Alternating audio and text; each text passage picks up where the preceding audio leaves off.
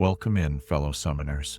Tonight, under the watchful eyes of the Rift, we shall dive into the legendary tales of Runeterra to guide you gently into the realm of dreams. Before we disappear behind the veil of dreams, take a moment to cast your support spell, tap the like button, and join our magical community by subscribing. Also, I'm curious what time it is in your corner of Runeterra, whether you're watching from the war halls of Noxus, the forests of Ionia, or the depths of the Shadow Isles. Share your location in the comments below. Your participation will be greatly appreciated and helps our magical community grow stronger. Now, the time for incantations has passed.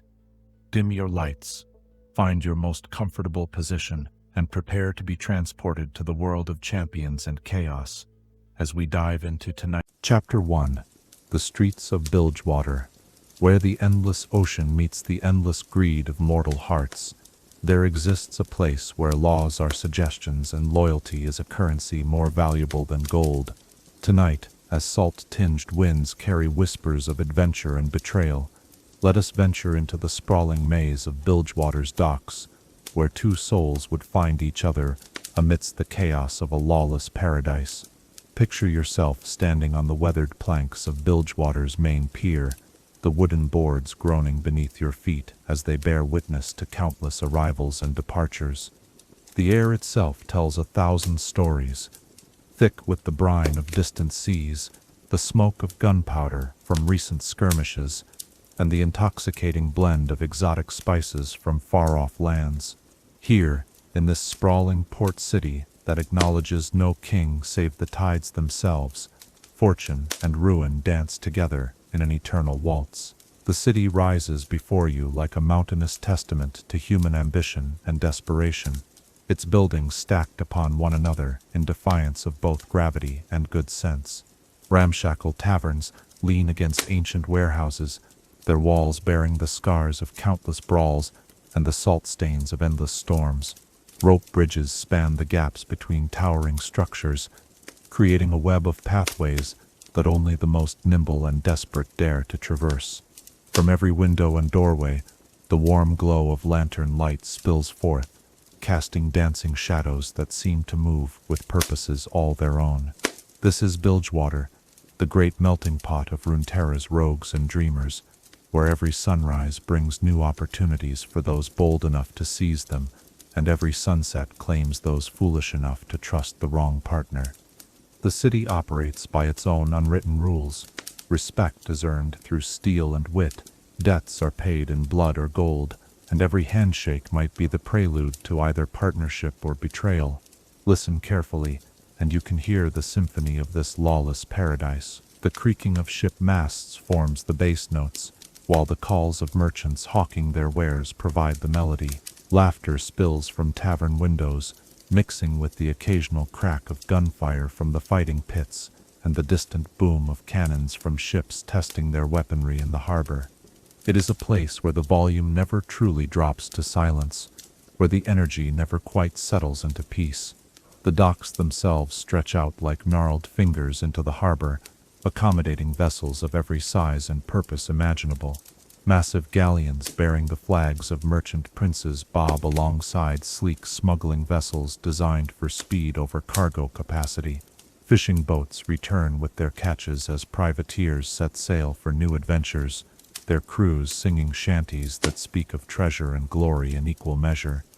The water laps against hulls with a rhythm that has remained unchanged since the first pirates claimed these shores as their own.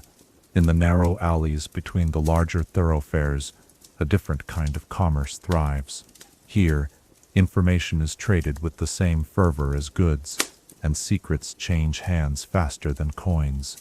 Pickpockets ply their trade among crowds of sailors fresh from months at sea, while card sharps set up their tables in shadowy corners, ready to relieve the unwary of their hard-earned plunder. It is in these forgotten spaces, these cracks between the official business of the port, that the most interesting stories often begin. The people of Bilgewater are as diverse as the cargo that flows through its harbor. Sun-weathered sailors with tattoos telling the stories of their voyages walk alongside pale merchants who have spent their lives calculating profits and counting houses. Former soldiers turned mercenaries share drinks with reformed pirates who now call themselves legitimate businessmen.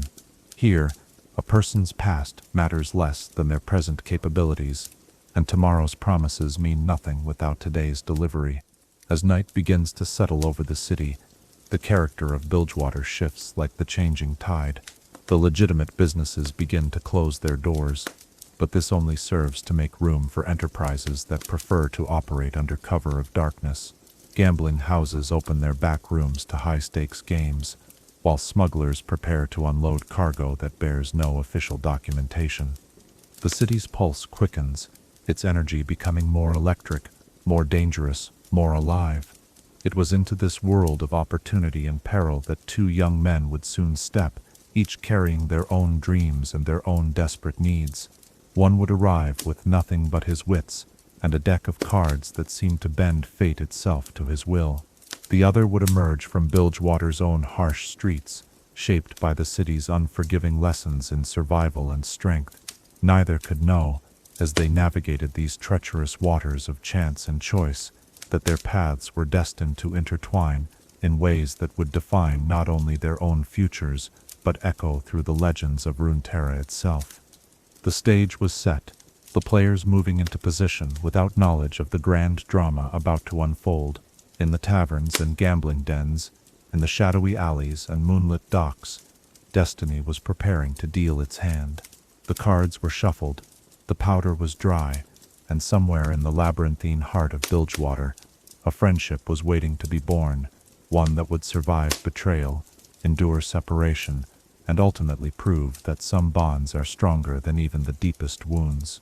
As the last full light of day fades beyond the horizon, and the first stars appear above the gently rocking masts, one cannot help but wonder, in a place where every relationship is a gamble and every trust a calculated risk, how do two souls recognize in each other something worth betting everything upon? Chapter 2.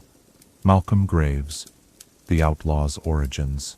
In the deepest shadows of Bilgewater's forgotten corners, where even the boldest pirates fear to tread alone, a child learned that survival was not a birthright, but a skill to be earned through blood and determination.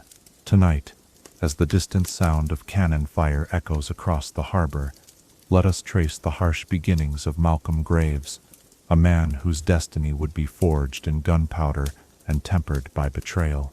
Malcolm Graves entered this world, not with fanfare or celebration, but with the desperate cry of a mother who knew she could offer her son little more than life itself. Born in the rat-infested tenements of Bilgewater's lowest quarter, where the buildings lean so close together that sunlight becomes a rare and precious commodity, his earliest memories were painted in shades of struggle and want. The narrow streets of his childhood were paved with broken dreams and lined with the shells of businesses that had failed to understand Bilgewater's unforgiving nature. His mother, a seamstress whose fingers were permanently stained with the dyes of her trade, worked tirelessly to keep them both fed and housed. She would spend her days hunched over torn sails and tattered clothing, her needle dancing through fabric with the same desperate precision that her son would later apply to more dangerous pursuits. In the evenings, when the work was done and the candles burned low, she would tell young Malcolm stories of better places, of lands beyond the sea, where honest work was rewarded, and children could play without fear of cutthroats and press gangs. But stories, however beautiful, could not change the reality of their circumstances. Malcolm's father remained a mystery, perhaps a sailor who had sailed away before his son's birth, perhaps a merchant who had chosen gold over responsibility, or perhaps simply another casualty of Bilgewater's endless appetite for the unwary. The boy learned not to ask questions that brought tears to his mother's eyes, focusing instead on the lessons that each day in the slums provided with brutal clarity. The streets became Malcolm's university, teaching him subjects that no formal education could provide. He learned to read the intentions in a stranger's eyes, to distinguish between genuine threats and mere bluster, to move through crowds without drawing unwanted attention. His small hands grew quick and clever, capable of palming coins or picking locks with equal skill. These were not choices made from malice but from necessity in Bilgewater's depths. Morality was a luxury that few could afford. As he grew from child to youth, Malcolm's natural talents began to manifest in ways that set him apart from his peers. Where other children might throw stones with wild abandon, his projectiles found their targets with uncanny accuracy. When fights broke out in the alleys and courtyards, his fists seemed to know exactly where to land for maximum effect. There was something in his nature that understood violence, not as chaos, but as a tool to be mastered and applied with precision. The turning point came on a rain-soaked night when Malcolm was barely into his teens. His mother had fallen ill, her cough growing deeper and more persistent with each passing day. The medicine she needed cost more than their meager savings could cover, and the local apothecary was not known for his charitable nature. Desperation drove the young man to attempt something he had only heard whispered about in the darkest corners of taverns, a robbery that would provide the funds they needed. His target was a weapons dealer who operated from a fortified shop near the docks, a man known for his collection of firearms from across Runeterra. Malcolm had observed the establishment for weeks, noting the patterns of guards and customers, learning the rhythms of the business. On that fateful night, he slipped through shadows like water through fingers, his heart pounding with a mixture of terror and exhilaration. It was inside that shop, surrounded by instruments of death and destruction, that Malcolm first laid hands on the weapon that would become his trademark. The shotgun was a masterwork of Piltovan engineering, its barrels gleaming with an almost supernatural luster, its weight perfectly balanced for quick handling. The moment his fingers closed around its grip, something clicked into place in his understanding. This was not merely a tool but an extension of his own will, a means of imposing his intentions upon a world that had shown him little kindness. The robbery itself was a success, providing enough coin for his mother's medicine and then some, but the weapon he had claimed proved to be worth far more than its monetary value. In the weeks that followed, as word spread through the criminal underground of a young man with an exceptional talent for firearms, opportunities began to present themselves. Merchants needed guards, smugglers required protection, and pirates sought crew members who could hold their own in a fight. Malcolm's reputation grew with each successful job, each demonstration of his uncanny ability to place shots exactly where they needed to go. His shotgun became known throughout Bilgewater's underworld as Destiny, a name that spoke to both its accuracy and the way it seemed to bend fate to its wielder's will. The weapon's twin barrels had been modified with intricate mechanisms that allowed for rapid reloading and devastating close-range damage, making it equally effective whether firing traditional shot or the explosive rounds that would later become his signature. But even as his skills earned him respect and coin, Malcolm never forgot the lessons of his youth. He remained loyal to those who showed him kindness, protective of those who reminded him of his younger self, and utterly ruthless toward those who threatened what he had built. His moral code was simple but unbreakable: honor your debts, protect your partners, and never take a job you can't finish. The transformation from desperate street child to respected outlaw was not without its costs. The softness that his mother had tried to preserve in him gradually hardened into something more practical, more dangerous. The boy who had once dreamed of distant lands learned to find his dreams in the immediate satisfaction of a job well done and a debt well paid. Yet beneath the growing reputation and the fearsome skill with his chosen weapon, something of that original vulnerability remained, a capacity for loyalty that would prove both his greatest strength and his most profound weakness. As Malcolm Graves established himself in Bilgewater's criminal hierarchy, moving from desperate thief to respected gun-for-hire, he carried with him the unshakable conviction that, in a world of shifting allegiances and broken promises, a man's word was the only currency that truly mattered. This belief would guide him through countless adventures, sustain him through the darkest betrayals, and ultimately lead him toward a partnership that would define the rest of his life. In the smoke-filled taverns where outlaws gathered to share stories and plan their next ventures, one question seemed to follow Malcolm wherever his reputation preceded him. What manner of man could earn the complete trust of someone who had learned so early that the world offered no guarantees save those he made for himself? Chapter 3. Tobias Felix, the card sharps, beginning. From the mist-shrouded waters beyond Bilgewater's harbor, a stranger arrived who carried neither sword nor gun, yet wielded power more subtle and dangerous than any blade. Tonight, as cards shuffle in taverns across the port city, let us uncover the mysterious origins of Tobias Felix, the man who would become known as Twisted Fate, whose arrival in Bilgewater marked the beginning of a legend written in fortune and betrayal. The ship that brought Tobias to Bilgewater's shores bore no flag of allegiance, its hull scarred by storms and its sails patched with fabric from a dozen different ports. Among its passengers, he stood apart, not through ostentation but through an almost supernatural ability to blend into whatever environment surrounded him. To the merchants, he appeared to be a traveling trader, seeking new opportunities. To the sailors, he seemed a fellow wanderer of the seas. To the criminals, he looked like someone who understood the value of keeping certain activities quiet. His origins remained shrouded in mystery, and perhaps this was by design rather than accident. Some whispered that he hailed from the distant shores of Ionia, where mysticism and reality danced together in ways that defied explanation. Others claimed to have seen him in the gambling halls of Demacia, always one step ahead of the authorities and 2 steps ahead of his creditors.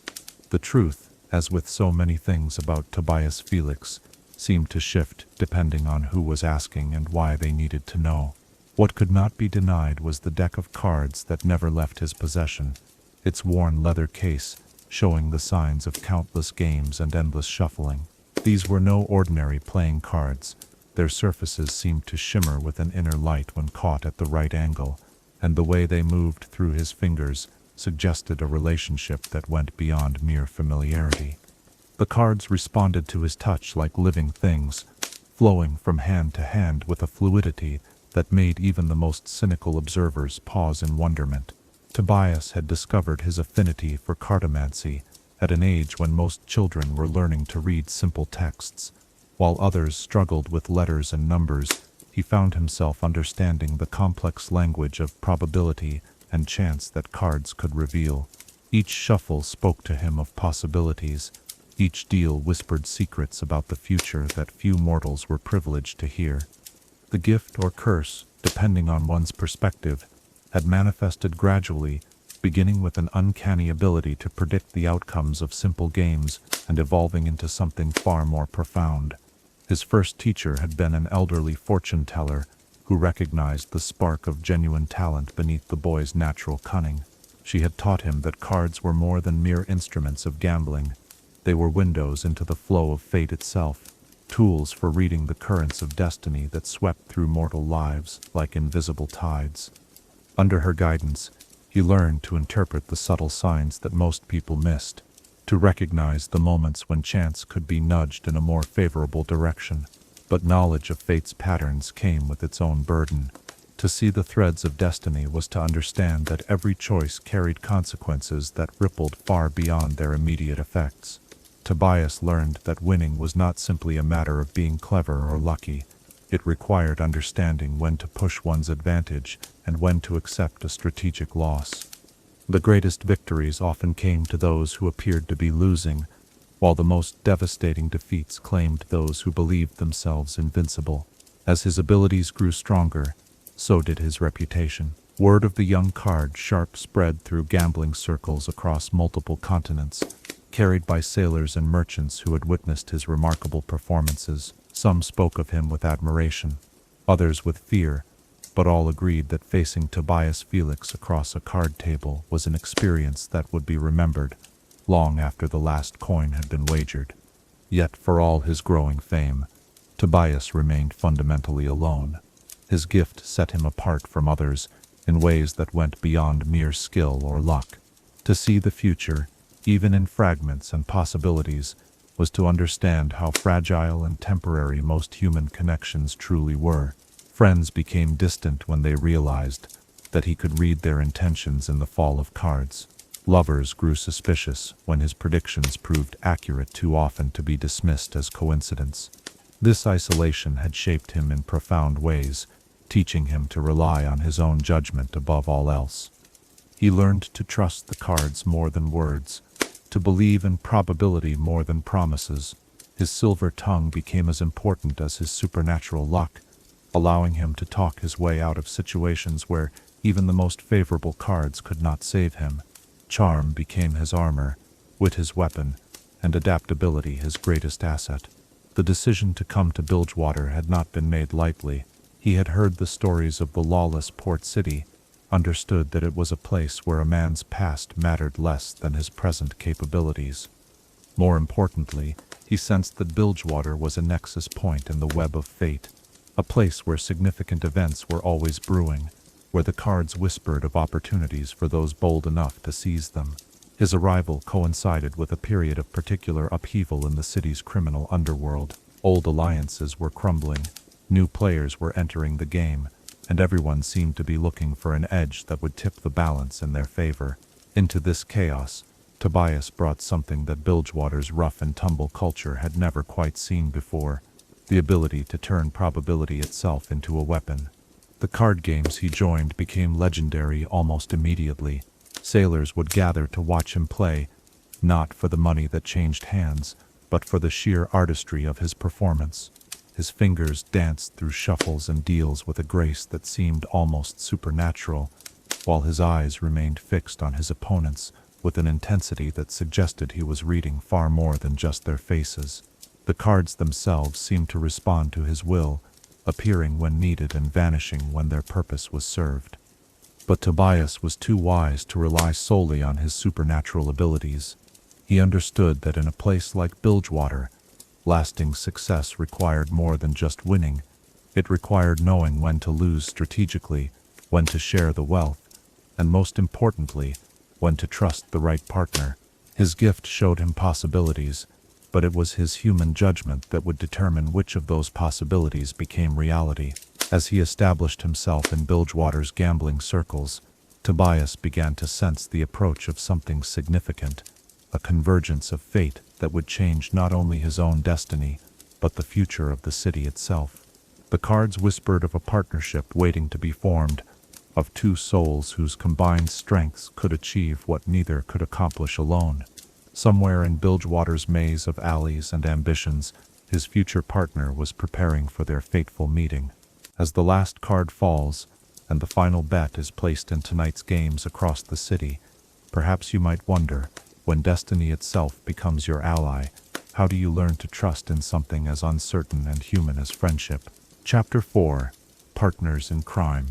In the smoky depths of the Twisted Anchor Tavern, where fortunes were won and lost with equal frequency, fate prepared to deal its most significant hand. Tonight, as dice roll and cards whisper secrets to those who know how to listen, let us witness the moment when two disparate souls recognized in each other the missing piece of their own destiny, beginning a partnership that would become the stuff of legend. The Twisted Anchor occupied a unique position in Bilgewater's social hierarchy, neither completely respectable nor entirely disreputable. It served as neutral ground where various factions of the city's underworld could conduct business without fear of immediate violence.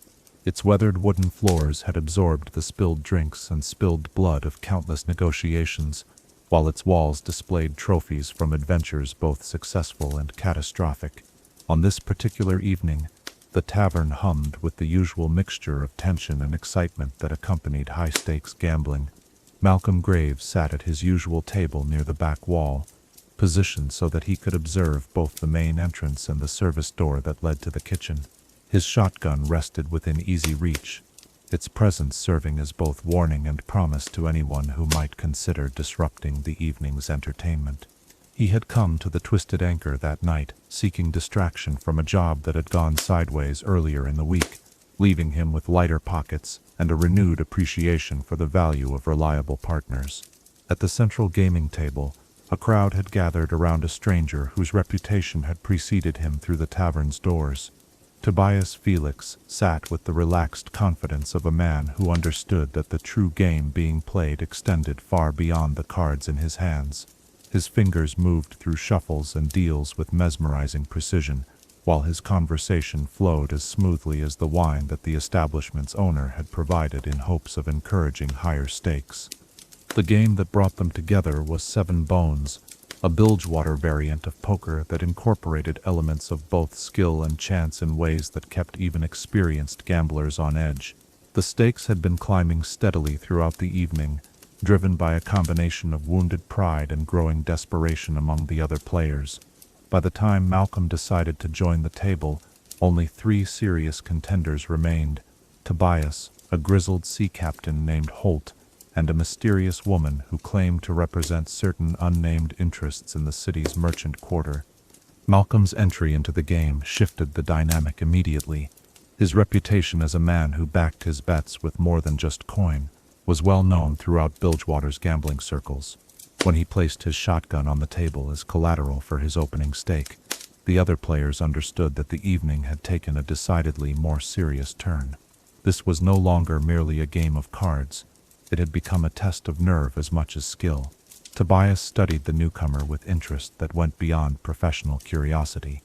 His gift allowed him to read the currents of probability that swirled around each player, and something about Malcolm's presence seemed to stabilize those currents in unexpected ways. Where other players radiated the chaotic energy of desperate ambition or fearful calculation, Malcolm projected the steady confidence of a man who had learned to trust his instincts above all else. The cards that Tobias dealt seemed to respond to the new dynamic at the table. Hands that should have been mediocre became surprisingly strong, while combinations that appeared unbeatable crumbled at the moment of revelation. It was as if the game itself was testing the mettle of everyone involved, probing for weaknesses while rewarding those who remained true to their nature. As the night progressed, the other players gradually fell away, their resources exhausted or their nerves finally broken by the sustained pressure. Captain Holt cursed his luck as a seemingly certain victory slipped through his fingers, while the mysterious woman collected her remaining chips with the practiced composure of someone who knew when to retreat. This left Malcolm and Tobias facing each other across a table laden with more wealth than most Bilgewater residents would see in a lifetime. The final hand unfolded with the deliberate pace of destiny itself. Malcolm's cards were strong but not exceptional, the kind of hand that would win against most opponents, but carried no guarantee of success. Tobias held what appeared to be a marginally weaker combination, yet his expression suggested that he knew something about the game's outcome that remained hidden from ordinary perception. Instead of pushing for immediate victory, Tobias did something that surprised everyone present, including Malcolm himself. He folded his hand, despite holding cards that could have justified a significant raise, conceding the pot with a gracious nod that acknowledged his opponent's skill. The gesture was so unexpected that it took several moments for the other patrons to realize what had happened. Malcolm studied the card sharp with newfound respect. In his experience, men who could afford to lose gracefully were often the most dangerous opponents of all. More importantly, he recognized something in Tobias's action that spoke to a deeper understanding of the game they were all playing. Not just cards, but life itself in Bilgewater's unforgiving environment. The conversation that followed that final hand lasted until the first light of dawn began to filter through the tavern's salt-stained windows. What began as a discussion of gambling techniques evolved into something far more significant, an exploration of shared philosophy, mutual respect, and the recognition that each man possessed skills that perfectly complemented the other's weaknesses.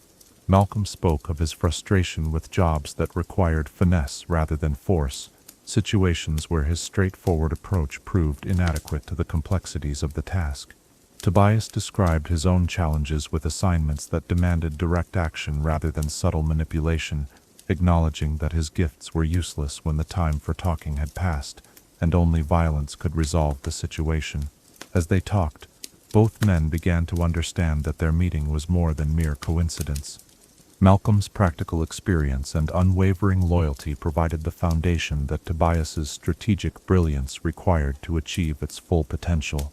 Conversely, Tobias's ability to see the larger patterns and anticipate future complications could guide Malcolm's considerable talents toward objectives worthy of the risks involved.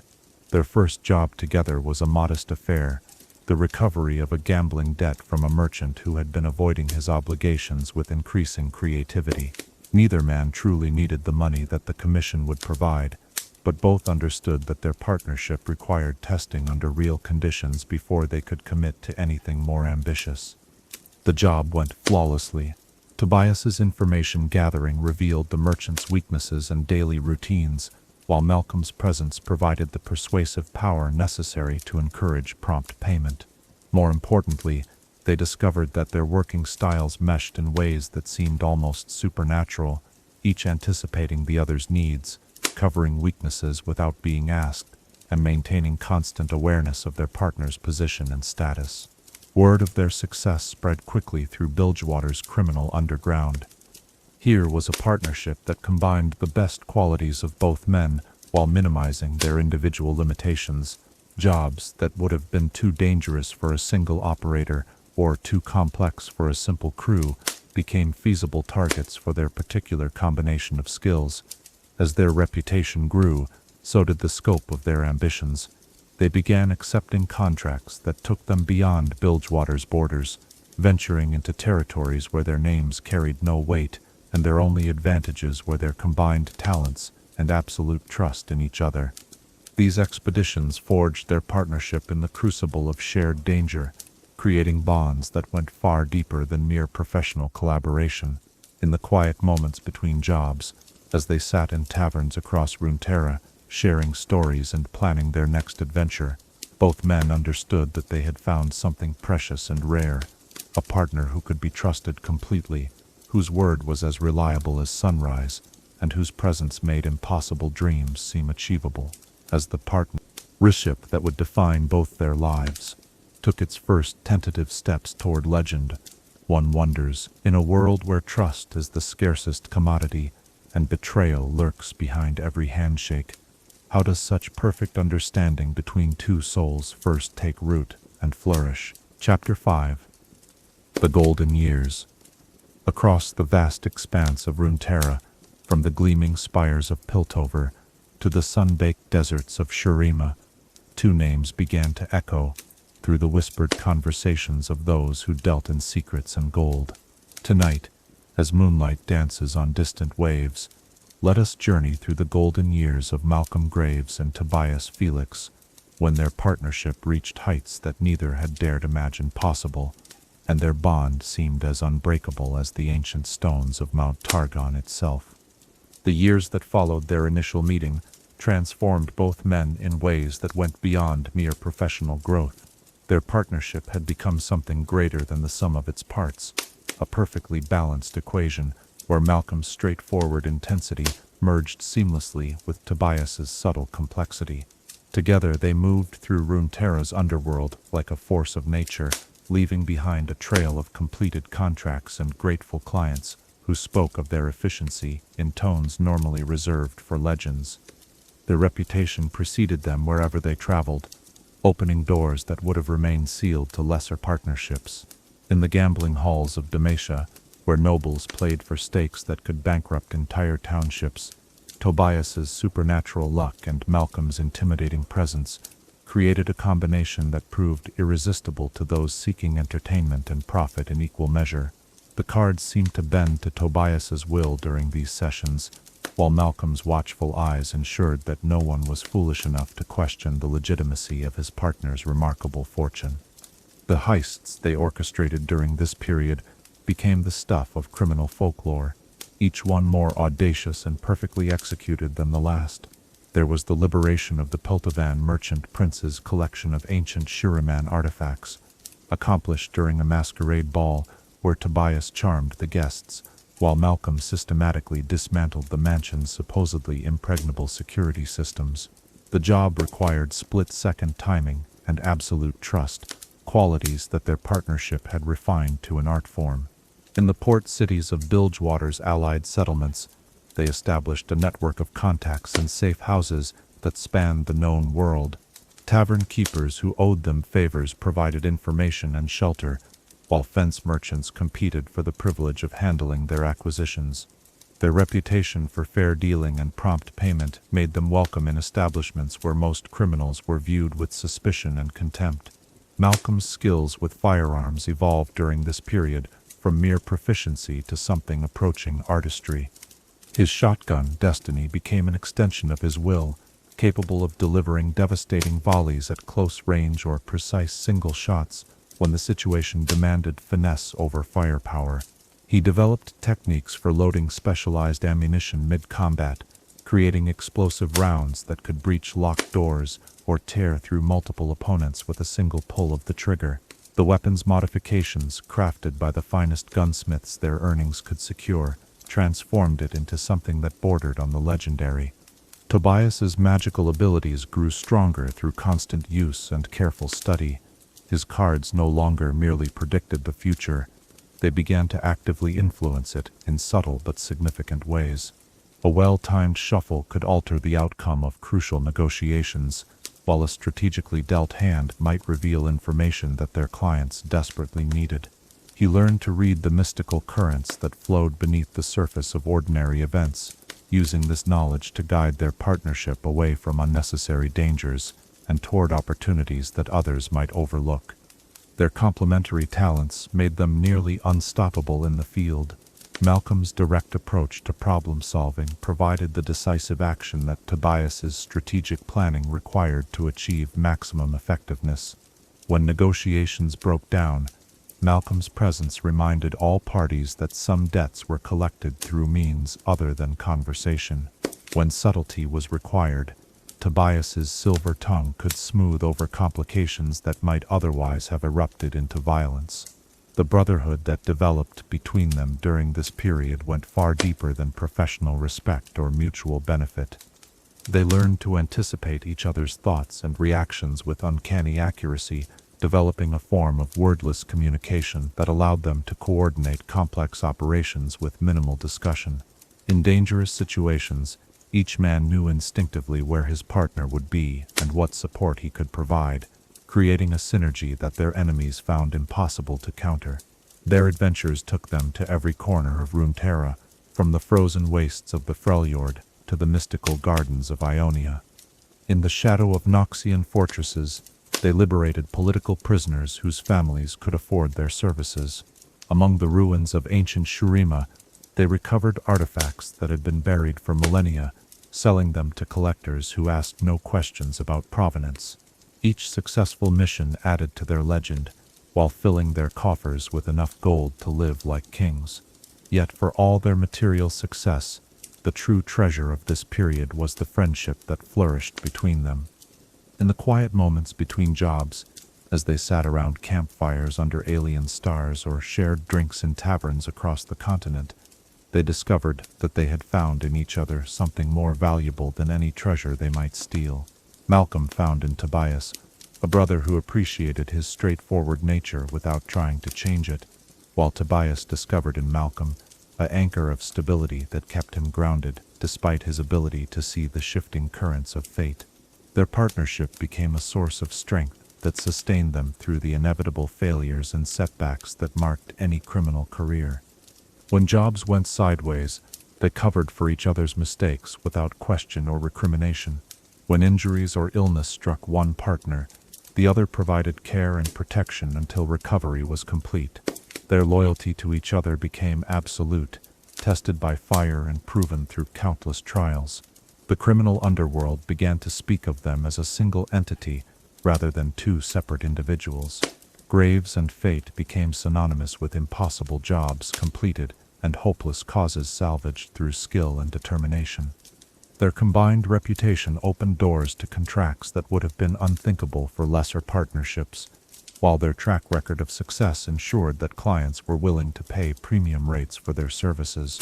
As their fame spread, so did the complexity of the jobs they were offered. Wealthy merchants sought their protection during dangerous voyages. Noble houses hired them to recover stolen heirlooms or settle blood debts that conventional law enforcement could not address. Rebel leaders requested their assistance in liberating political prisoners or disrupting the supply lines of occupying armies. Each successful mission enhanced their reputation while providing new challenges that kept their skills sharp and their partnership strong. The golden years were not without their shadows, however. Success brought scrutiny from law enforcement agencies across multiple nations, forcing them to become increasingly careful about their methods and movements. Rival criminal organizations began to view their growing influence as a threat, leading to conflicts that tested their combat skills as much as their strategic planning. The very fame that opened doors for them also painted targets on their backs, making every job potentially more dangerous than the last. Yet through all these challenges, their partnership remained their greatest strength. When enemies surrounded them, they fought back to back with the confidence of men who knew their partner's capabilities better than their own.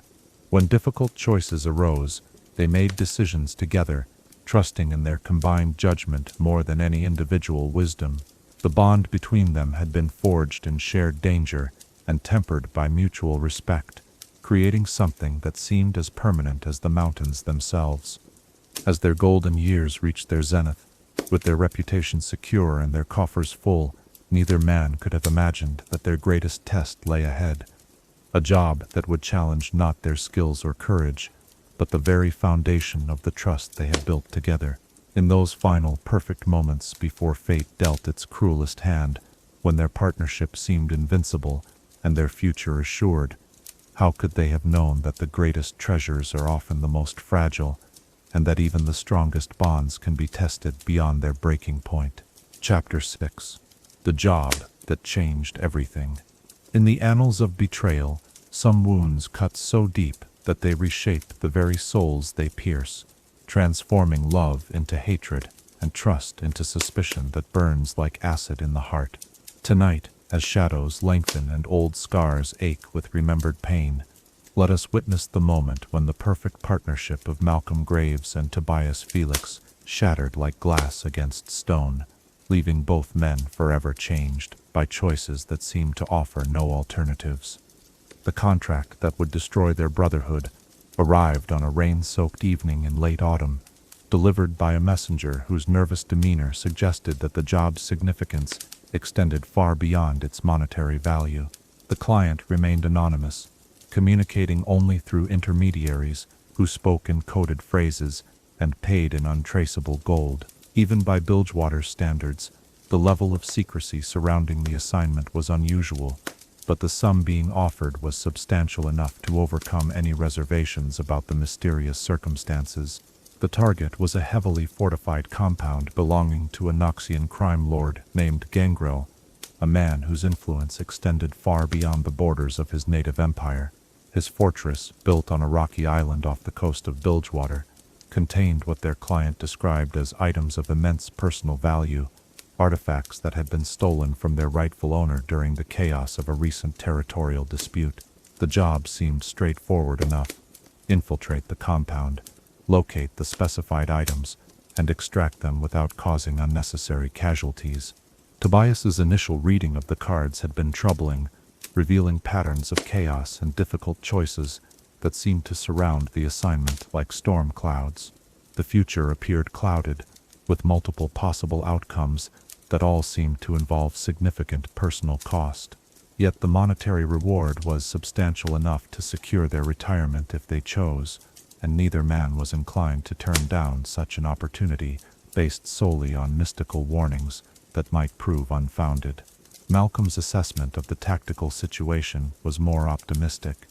The compound's defenses, while formidable, followed conventional patterns that his experience had taught him to overcome. Guard rotations could be timed, alarm systems could be bypassed, and even the most sophisticated locks eventually yielded to the right combination of patience and explosive force. The fact that their client had provided detailed architectural plans and guard schedules suggested that the job had been months in the planning, with every contingency carefully considered. Their preparation for the heist followed the meticulous patterns that had served them so well in previous endeavors. Malcolm studied the compound's layout until he could navigate its corridors blindfolded, while Tobias gathered intelligence on the guards' backgrounds and personal weaknesses. They acquired specialized equipment suited to the mission's unique challenges, from waterproof explosives for breaching the island's rocky shoreline to silent projectiles that could disable sentries without raising alarms. The night of the job arrived with a storm that seemed to mirror the turbulence in Tobias's mystical perceptions.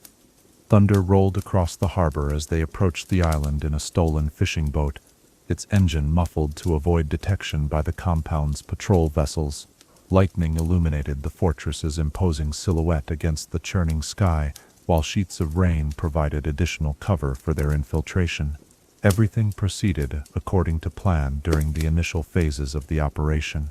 Malcolm's explosives breached the outer perimeter exactly on schedule, while Tobias's diversionary tactics drew the guards' attention away from their actual point of entry. They moved through the compound's corridors like shadows, avoiding detection through a combination of careful timing and intimate knowledge of the building's layout.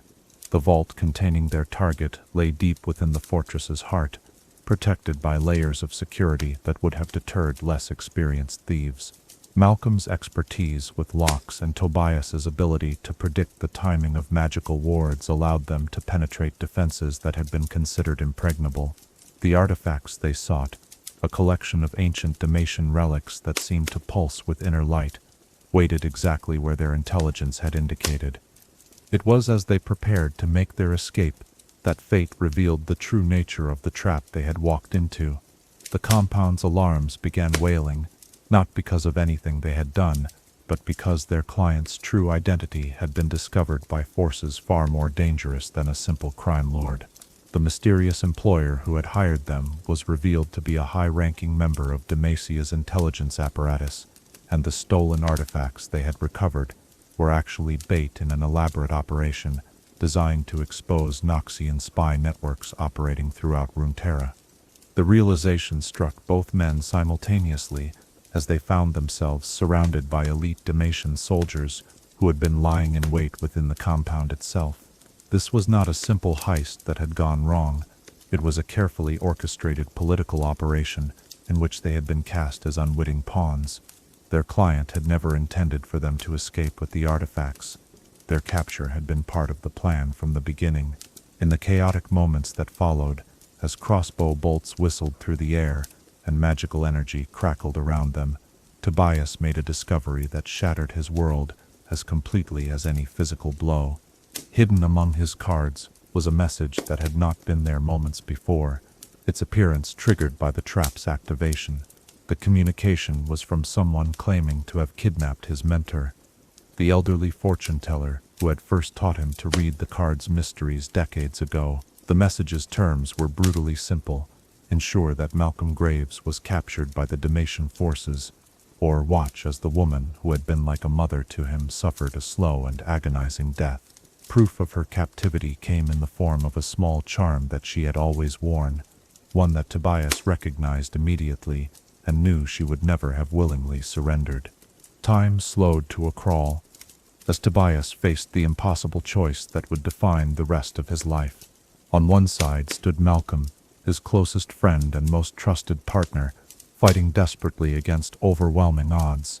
On the other lay the life of the woman who had saved him from a childhood of poverty and despair, who had nurtured his gifts and taught him to find purpose in his unique abilities. The cards in his hands seemed to burn with accusatory fire as he realized that his mystical gifts had shown him this moment in fragmented visions for weeks, yet he had been too proud or too frightened to interpret their warnings correctly. Every reading had pointed toward this crossroads, this moment when he would be forced to choose between two different kinds of love, two incompatible loyalties. Malcolm, still unaware of his partner's terrible dilemma, called out for assistance as the Damatian forces pressed their attack. His shotgun roared defiance into the storm-lashed night, each blast buying them precious seconds of freedom. Yet Tobias could see the mathematical certainty of their situation. They were outnumbered, outgunned, and trapped in an enclosed space with no viable escape routes. Unless something changed dramatically, both of them would be captured or killed within minutes. The choice, when it finally came, was made not through careful deliberation but through desperate instinct. As Malcolm moved to cover his retreat, Tobias used his mastery of probability to ensure that his partner's next step would carry him directly into the path of a Damatian binding spell. The magical energy wrapped around Malcolm like ethereal chains, rendering him helpless as the soldiers closed in for capture. For a brief moment, their eyes met across the chaos of the battle, and Malcolm saw something in his partner's expression, that he could not immediately understand. There was pain there, and regret, but also a terrible resolution that spoke of decisions made under duress. Then the soldiers were between them, and Tobias was disappearing into the storm-lashed night, leaving behind the friend who had trusted him with his life. The betrayal was perfect in its execution, and devastating in its completeness. Malcolm found himself bound and helpless, facing a life sentence in Damatian dungeons, while the man he had considered a brother vanished into the darkness. The gold they had been promised proved to be as illusory as their client's identity, leaving him with nothing but the crushing weight of abandonment and the burning need to understand why. As Damatian ships carried Malcolm away toward an uncertain fate, and Tobias fled across storm-tossed waters toward a desperate rescue mission, neither man could have imagined the years of pain and misunderstanding that lay ahead, or the long road that would eventually lead them back to each other.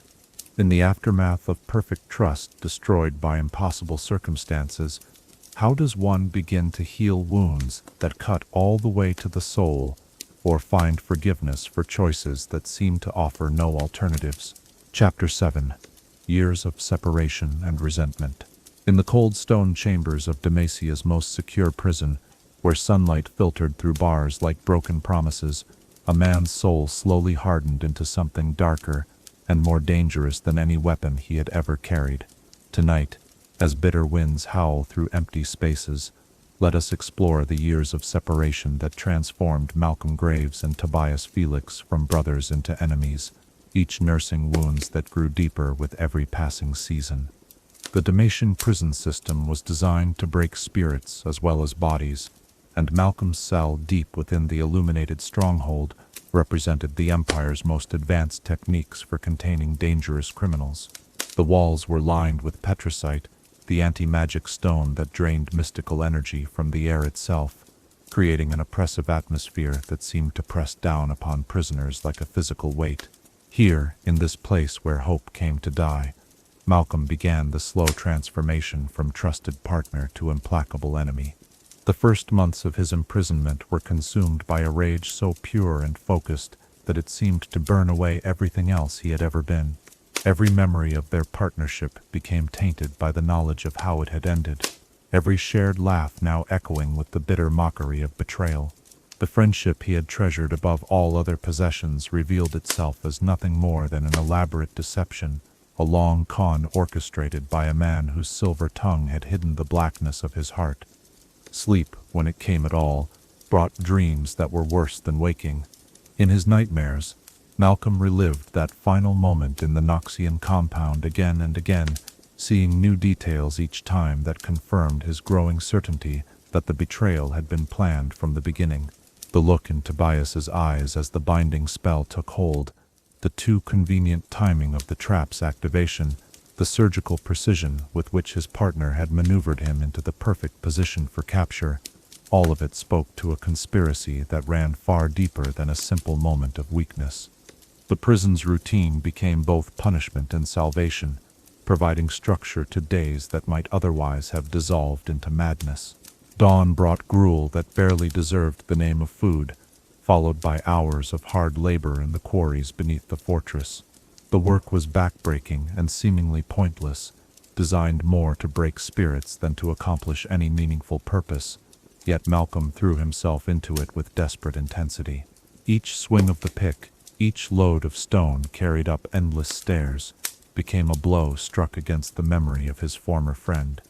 His fellow prisoners learned quickly to give him a wide berth. The rage that consumed him radiated outward like heat from a forge, creating an aura of danger that even the most hardened criminals respected. When fights broke out, as they inevitably did in the confined space of the prison, Malcolm's participation was brief and devastating. His skills with firearms might have been rendered useless by his circumstances, but his knowledge of violence extended far beyond any single weapon. The guards, too, came to understand that the man in cell 47 was different from their usual charges. Where other inmates might break under the pressure of confinement or find solace in resignation, Malcolm's hatred seemed to grow stronger with each passing day. They began to speak of him in whispers, sharing stories of the way his eyes tracked their movements, and the unsettling precision with which he memorized their routines and weaknesses. Meanwhile, in the gambling halls and criminal hideouts scattered across Runeterra, Tobias Felix was discovering that survival came at a price far higher than he had ever imagined. The rescue of his mentor had been successful, but the cost of that success echoed through every subsequent moment of his existence. The knowledge of what he had done to Malcolm ate at him like acid, transforming the cards in his hands from instruments of possibility into reminders of his own moral failure. His supernatural luck began to manifest in darker ways, as if his guilt was poisoning the very gift that had made him famous. Where once the cards had whispered of opportunities and favorable outcomes, now they seemed to mock him with visions of roads not taken and friendships destroyed by his own choices. Winning became a hollow exercise, each victory tainted by the knowledge that his greatest success, the partnership with Malcolm, had been sacrificed for the sake of someone else's life. The criminal underworld that had once welcomed them as a team now viewed Tobias with suspicion and contempt. Word of Malcolm's capture had spread quickly through the networks they had spent years cultivating, and most of their former associates assumed that some form of betrayal had been involved. Jobs became harder to find, and those that were offered came with reduced payment and increased suspicion. The reputation they had built together crumbled like a house of cards, leaving Tobias to rebuild his career from nothing. He found himself taking increasingly dangerous assignments, as if courting death might somehow balance the scales of his guilt. The jobs that came his way were the ones that other criminals wouldn't touch, missions with survival rates so low that only the desperate or the suicidal would consider them. Yet his supernatural abilities kept him alive through encounters that should have ended his story, as if fate itself was refusing to grant him the easy escape of death. In quiet moments between jobs, when the immediate pressures of survival momentarily lifted, Tobias would find himself staring at the cards in his hands and wondering if there had been any other choice available to him. The rational part of his mind understood that his mentor's life had hung in the balance, that Malcolm's capture had been the price demanded for her freedom. Yet the emotional core of his being screamed that there should have been another way, some clever solution that could have saved everyone. The years passed with agonizing slowness for both men, each marking time in his own particular hell. Malcolm's body grew harder and more dangerous with each season of prison labor, while his mind focused itself into a weapon designed for a single purpose: finding Tobias Felix and making him pay for his treachery. The details of his planned revenge occupied his thoughts during the endless hours of confinement, becoming more elaborate and more personal with each iteration. Prison informants brought him fragments of news from the outside world, tales of his former partners' declining fortunes and increasingly reckless behavior. Far from providing satisfaction, these reports only fed Malcolm's anger. If Tobias was suffering, it was clearly not enough to balance the scales of justice. The betrayal demanded a more personal and more complete form of retribution. For Tobias, each report of Malcolm's continued imprisonment brought fresh waves of guilt and self-recrimination.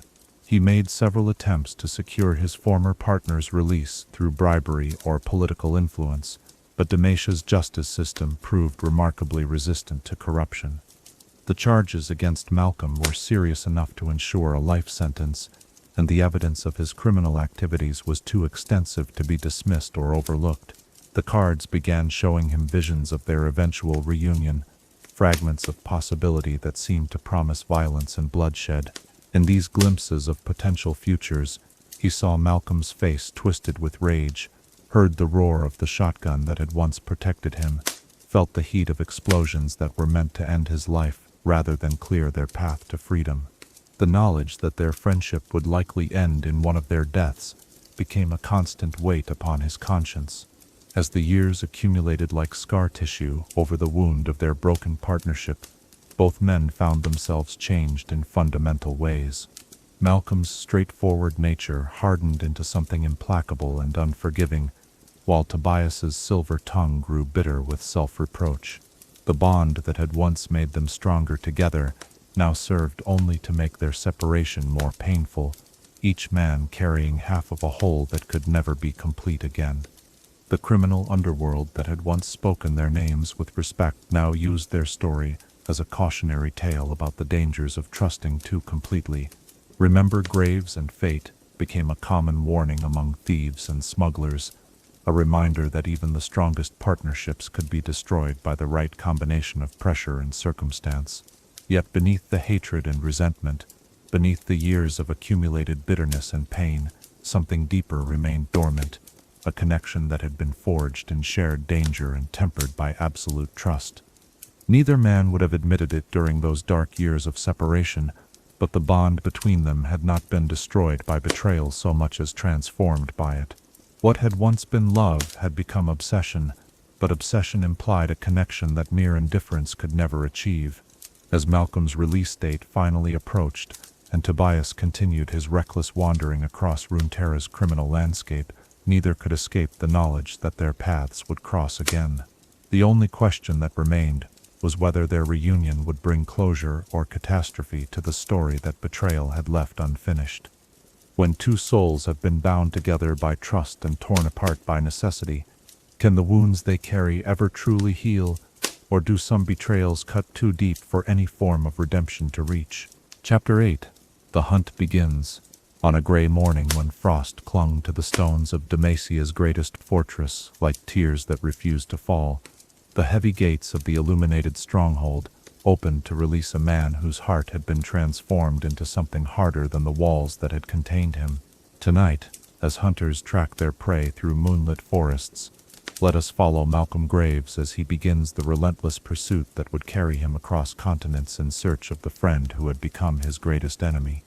The paperwork of Malcolm's release was handled with the efficient indifference that characterized Demasian bureaucracy, stamped and filed by clerks who saw him as nothing more than another entry in their ledgers. Yet the guards who had watched him during his years of confinement understood that they were witnessing something far more significant than a simple prisoner returning to society. The man who walked through those gates carried with him a purpose so focused and intense that it seemed to distort the very air around him. His first stop was a weapons dealer on the outskirts of the capital, a discreet establishment that asked few questions of customers who paid in the Demasian gold that had been returned to him upon release. The shotgun he purchased was not identical to the one that had been confiscated during his arrest, but it served as an adequate replacement while he worked to reclaim his true weapon. The familiar weight of firearms in his hands felt like the return of missing limbs, restoring a sense of completeness that years of imprisonment had denied him. Destiny, his beloved shotgun, had been placed in the evidence vaults deep beneath the fortress, catalogued and stored among thousands of other confiscated items. Retrieving it required planning that would have challenged him even in his prime, but prison had given him years to study the patterns of Demasian security. The break-in was accomplished during a carefully orchestrated distraction involving a staged riot in the city's merchant quarter, allowing him to penetrate the vault system and reclaim the weapon that had been his companion through countless adventures. The shotgun's modifications had been preserved exactly as he remembered them, from the intricate reload mechanisms to the specialized chambers designed for explosive ammunition. Yet when his fingers closed around its familiar grip, Malcolm felt no joy or satisfaction, only the cold certainty that this tool would soon be used to settle the greatest debt of his life. The weapon that had once protected his partner would now serve as the instrument of his revenge. His first leads came from the underground networks that still remembered Graves and Fate, criminal contacts who provided information in exchange for gold or favors. The years had scattered their former associates across Runeterra, but most were willing to share what they knew about Tobias's recent activities. The picture that emerged was one of a man on a downward spiral, taking increasingly dangerous jobs while displaying the reckless behavior of someone who no longer cared whether he lived or died. The trail led first to the port city of Nautilus Bay, where dock workers spoke of a card sharp who had won and lost a fortune in a single night before disappearing into the fog-shrouded alleys of the warehouse district. From there, it continued to the gambling houses of Zon, where Tobias had apparently spent several weeks fleecing the local chemical barons before a failed job forced him to flee with assassins on his trail. Each lead took Malcolm deeper into the criminal underworld that had once welcomed them both. but now he moved through these familiar territories as a predator rather than a colleague. His reputation had been transformed by his imprisonment into something darker and more threatening. Where once people had sought his partnership, now they offered information simply to avoid becoming targets of his wrath. The hunt took on a rhythm of its own, as Malcolm learned to read the patterns in his former partner's behavior. Tobias favored port cities where he could disappear quickly if necessary, gambling establishments that catered to high-stakes players, and jobs that offered maximum risk for uncertain reward. More importantly, he seemed to be moving in a roughly circular pattern across the continent, as if some invisible force was preventing him from straying too far from familiar territory. In the ancient ruins of Icathia, Malcolm found evidence of Tobias's most recent job, a failed attempt to recover artifacts from the void-touched wasteland that had left several expedition members dead or missing. Local guides spoke of a man with golden cards who had seemed to know exactly where the dangers lay, yet had led his team directly into them as if courting disaster. The description matched perfectly, confirming that his quarry was still alive, but becoming increasingly reckless with each passing month. The psychological profile that emerged from these investigations painted a picture of a man consumed by guilt and self-destruction. Tobias was taking jobs that no rational criminal would consider, facing odds that should have killed him multiple times over, yet his supernatural luck continued to carry him through situations that claimed the lives of everyone around him. It was as if fate itself was preserving him for some greater purpose, or perhaps merely prolonging his suffering.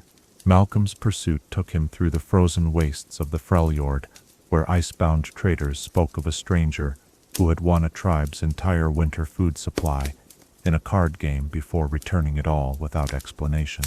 The trail continued through the sun-baked markets of Shurima, where merchants remembered a man whose golden cards had seemed to glow with inner fire as he gambled away fortunes that could have purchased entire caravans. Each location brought fresh evidence of Tobias's declining mental state, stories that spoke of a man who alternated between brilliant strategic thinking and almost suicidal recklessness. He would complete impossible jobs with his trademark efficiency, then throw away his earnings on meaningless gestures of charity or self-destructive gambles. The pattern suggested someone who was punishing himself as thoroughly as any external enemy could manage. The chase began to take its toll on Malcolm as well, though he refused to acknowledge the growing strain. Months of constant travel and investigation had hardened his body while wearing away at his spirit. The single-minded focus that drove him forward was also isolating him from any human connection that might have provided comfort or perspective. He became a force of nature rather than a man, existing solely to fulfill the purpose that had sustained him through years of imprisonment. In the criminal taverns where he gathered information, Malcolm's reputation grew darker with each passing week. Stories spread of the Dalmatian prisoner who had emerged from the stronghold with death in his eyes and vengeance in his heart. Some claimed that he was no longer entirely human, that years of hatred had transformed him into something more akin to the vengeful spirits that haunted ancient battlefields. The cards that Tobias consulted with increasing frequency began to show disturbing visions of their approaching confrontation. Future possibilities swirled around their eventual meeting like storm clouds around a mountain peak, promising violence and resolution in equal measure. Yet among the chaos of potential outcomes, glimpses of something else occasionally surfaced, moments of understanding, flashes of the connection that had once bound them together, possibilities that suggested their story might end in something other than mutual destruction. As the months turned into years, and the hunt continued across continents and through countless dangers, both men found themselves changed by the relentless pursuit. Malcolm's focus never wavered, but the constant travel and investigation began to wear away some of the pure rage that had initially driven him. Tobias's reckless behavior intensified, yet his supernatural abilities seemed to grow stronger under the pressure of constant danger. The criminal underworld watched their cat-and-mouse game with fascination and dread, understanding that when these two forces finally collided, the explosion would be visible from across Runeterra. Bets were placed in underground markets on the outcome of their eventual confrontation, while wise criminals made plans to be elsewhere when the reckoning finally arrived. Neither man could have predicted that their reunion, when it finally came, would be precipitated, not by Malcolm's relentless tracking, but by circumstances beyond either of their control, forces that would require them to choose between personal vengeance and mutual survival. As the hunter closes distance with his prey across the vast expanse of Runeterra, one wonders, when the pursuit of justice becomes an obsession that consumes everything else, how does one recognize the moment when vengeance transforms from righteous purpose into self-destruction? Chapter 9. Understanding and Revelation. In the forgotten ruins of an ancient temple where shadow and truth dance together in equal measure, two men finally stood face to face across the chasm that years of pain had carved between them. Tonight, as secrets long buried rise to the surface like bodies from a deep grave, let us witness the moment when Malcolm Graves began to understand the impossible choice that had shattered their brotherhood, and how revelation can be both salvation and torment for souls trapped in the amber of their own suffering. The confrontation came not in the dramatic showdown that Malcolm had envisioned during his years of pursuit, but in the most mundane of circumstances, a tavern in the border town of Holdrum, where both men had arrived in pursuit of entirely different objectives. Malcolm had been tracking reports of a card sharp matching Tobias's description, while Tobias had come seeking information about an artifact smuggling operation that promised to provide the funds for his latest act of self-punishment. The moment their eyes met across the smoke-filled common room, time seemed to crystallize around them like ice forming on still water. Other patrons continued their conversations and games, unaware that they were witnessing the convergence of forces that had been building toward this moment for years. The air itself felt heavy with accumulated tension, pregnant with the potential for violence that could destroy not only both men, but everyone unfortunate enough to be caught in the crossfire. Malcolm's hand moved instinctively toward his shotgun, muscle memory and years of planning, driving him toward the confrontation he had dreamed about through countless nights in his prison cell. Yet something in Tobias's appearance gave him pause, a weariness that went beyond mere physical exhaustion, a hollowness in his eyes that spoke of suffering as profound as any that Malcolm himself had endured.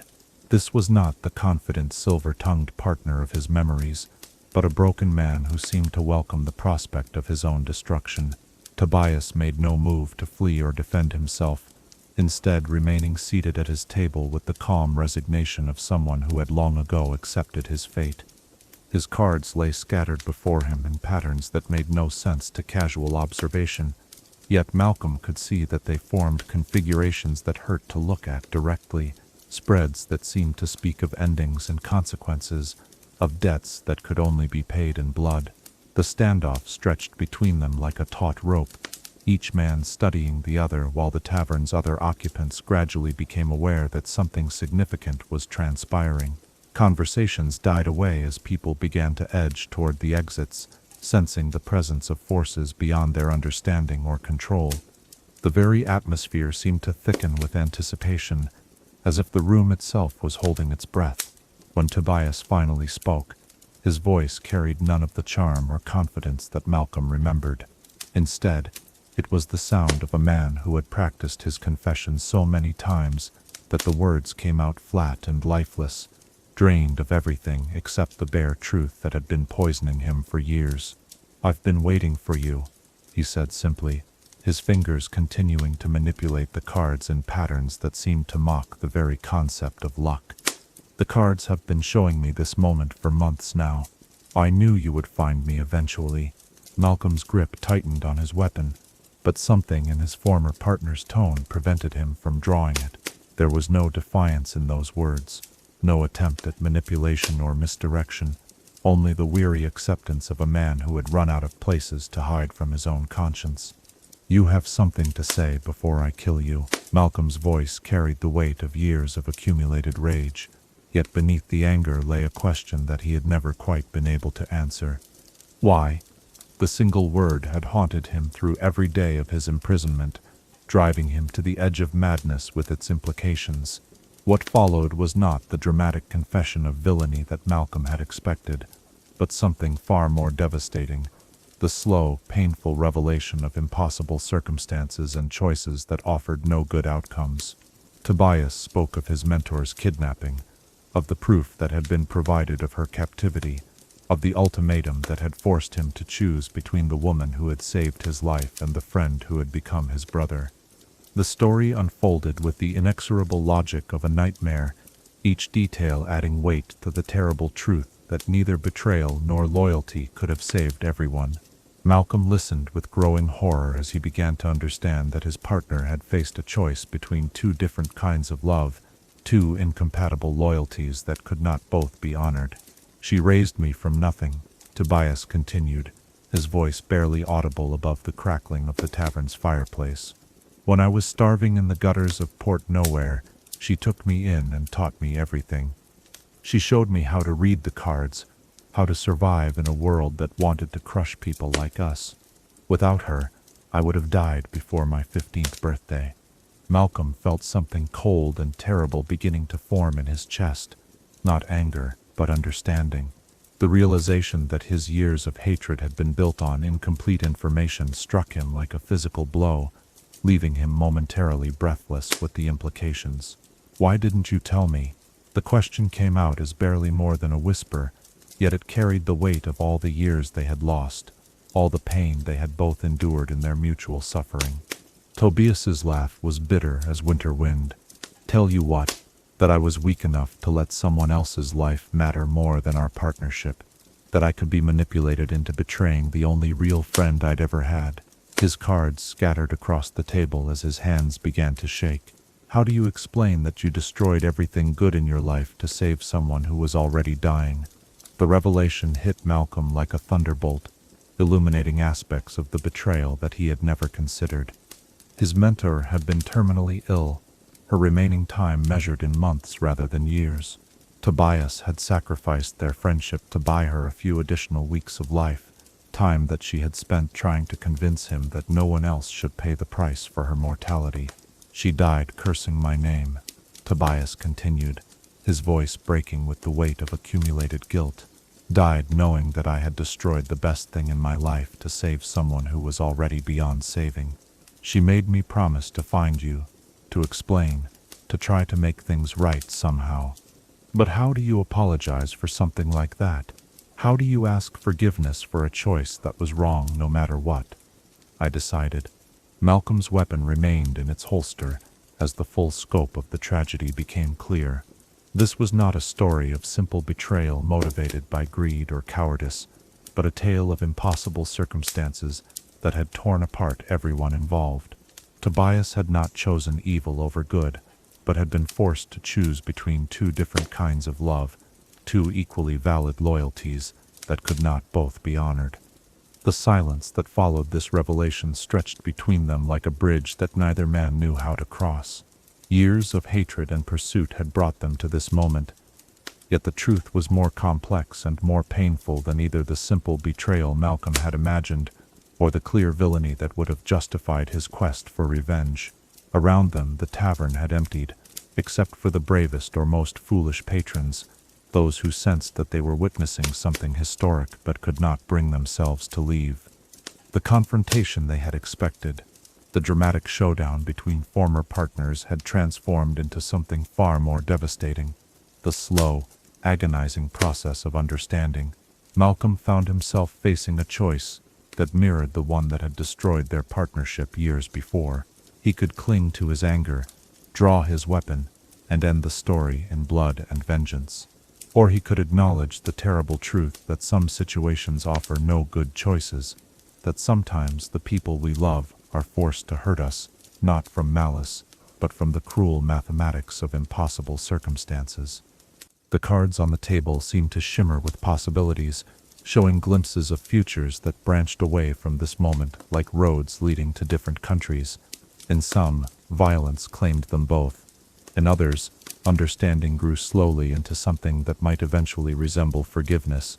The choice, like so many before it, would define not only their individual fates, but the very nature of justice and mercy in a world that rarely offered either, as two broken men sat across from each other in a tavern that had become an unlikely confessional, surrounded by the weight of years and the ghosts of choices that had seemed right at the time. One question hung in the air between them like smoke from a dying fire. How does one forgive the unforgivable, especially when the greatest victim of betrayal might be the betrayer himself? Chapter 10. Enemies turned allies. When the wolves gather at the edge of the firelight, and old enemies must choose between personal vengeance and mutual survival, even the deepest wounds can be temporarily set aside in favor of necessity. Tonight, as danger approaches on silent feet and the past collides with the present, let us witness how Malcolm Graves and Tobias Felix discovered that some bonds transcend even betrayal, forged anew in the crucible of shared peril, when circumstances forced them to fight side by side once more. The revelation that had passed between them in the tavern might have led to reconciliation or final violence, but fate had other plans for their reunion. Before either man could fully process the implications of the truth that had finally been spoken, the peaceful evening was shattered by the arrival of forces that threatened to make their personal conflict irrelevant. Through the tavern's windows came the sound of iron-shod boots on cobblestones, the rhythmic march of disciplined soldiers who moved with the confidence of overwhelming force. Malcolm's years in Dalmatian prisons had taught him to recognize the approach of different military units by sound alone, and what he heard now sent ice through his veins. These were not local guards responding to reports of a disturbance, but elite hunters, specialists trained to track and capture the most dangerous criminals across multiple jurisdictions. Someone with significant resources and political connections had invested considerable effort in locating both men simultaneously. Tobias's cards scattered across the table as he swept them into his coat, their faces revealing glimpses of immediate danger that confirmed what their ears had already told them. The magical energy that flowed through the deck painted pictures of crossbow bolts and binding spells, of trained killers who had been tracking their movements for weeks while waiting for the perfect moment to spring their trap. The irony was not lost on either man that after years of hunting each other across continents, they now found themselves prey to a common enemy. The forces surrounding the tavern moved with the precision of a carefully planned operation, blocking escape routes and establishing overlapping fields of fire with the efficiency that spoke of extensive preparation. Whoever had orchestrated this ambush understood exactly who they were dealing with and had planned accordingly. Noxian Special Forces, Malcolm identified grimly as he observed the tactical formation taking shape outside. Black Rose operatives, if I'm reading their movement patterns correctly. Someone wants us alive, but they're prepared to settle for dead if necessary. Tobias nodded, his supernatural senses picking up the mystical signatures of the binding spells being woven around the building's perimeter. Capture mission, but with termination authorization if we resist too effectively. They've got mages working containment magic, portal stones to prevent teleportation, ward anchors to disrupt luck manipulation. The moment stretched between them like a blade balanced on its edge. Years of hatred and pursuit had brought them to this confrontation, yet now external forces were making their personal conflict seem suddenly trivial. They could continue their interrupted business, and probably die fighting each other while their enemies closed the net, or they could set aside their differences long enough to survive what appeared to be a very professional attempt at their capture or elimination.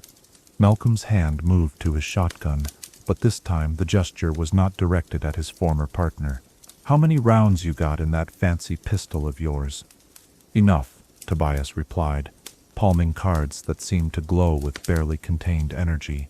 "Question is whether you're more interested in settling our score or getting out of this alive." The answer came, not in words but in action, as Malcolm kicked over their table to provide cover and began loading explosive rounds into his weapons chambers. The sight of his partner preparing for battle beside him, rather than against him, triggered responses that predated their years of mutual hatred, muscle memory from countless jobs where they had fought back to back against overwhelming odds. The attack began with a precision that confirmed their enemy's professionalism. Smoke grenades crashed through the tavern's windows, while mages began weaving spells designed to disorient and confuse their targets. Crossbow bolts filled the air with deadly purpose, seeking to pin down or disable rather than immediately kill. These were clearly professionals who understood the value of bringing in legendary criminals alive for interrogation and public execution. Malcolm's shotgun roared its defiance into the chaos, explosive rounds clearing windows and doorways while providing the kind of devastating suppressive fire that gave their enemies pause. His years of imprisonment had not dulled his tactical instincts. If anything, the forced inactivity had sharpened his appreciation for proper firearm maintenance and tactical application. Tobias's contribution to their defense was more subtle but equally effective. His cards flew through the smoke-filled air like guided missiles, each one perfectly placed to disrupt enemy spellcasting or create momentary distractions that allowed Malcolm to reposition for better firing angles. The supernatural luck that had preserved him through years of reckless adventures now served to guide their combined efforts toward maximum effectiveness. Working together again felt disturbingly natural despite everything that had passed between them. Their combat styles meshed with the same seamless precision that had made them legendary during their partnership's golden years. Malcolm provided the overwhelming firepower and tactical anchoring that allowed Tobias to use his mobility and supernatural abilities to maximum advantage, while Tobias's strategic thinking guided their defensive efforts toward the most promising escape routes.